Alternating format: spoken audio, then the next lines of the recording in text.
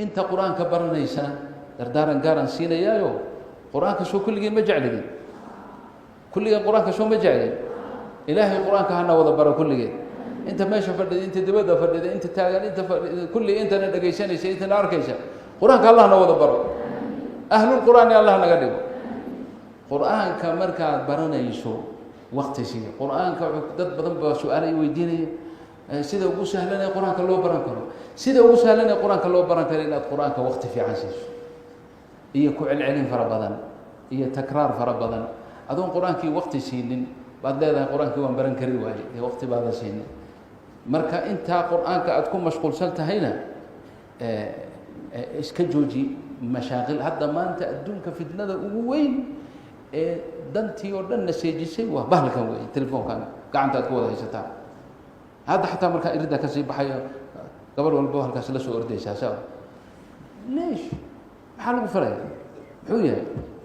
ما الفائدة منه يعني؟ وفتنة الزمن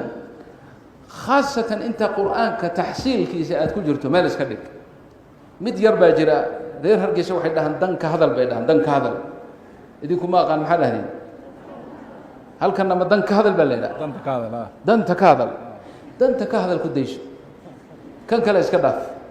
وأنت القرآن كبرنيش مركات القرآن كحفظ سنة كلا إسكا قاعد هذا دونتو لكن بالترتيب كل بهداد دردارا كأن كشي ورد القرآن كهداد لازمته إلهي باب قانوني إن شاء الله تعالى أنت كلا شوهر لي من عامة الناس لأن القرآن كهذا ما برن كرنو ورتقفا القرآن برن كرن مجرو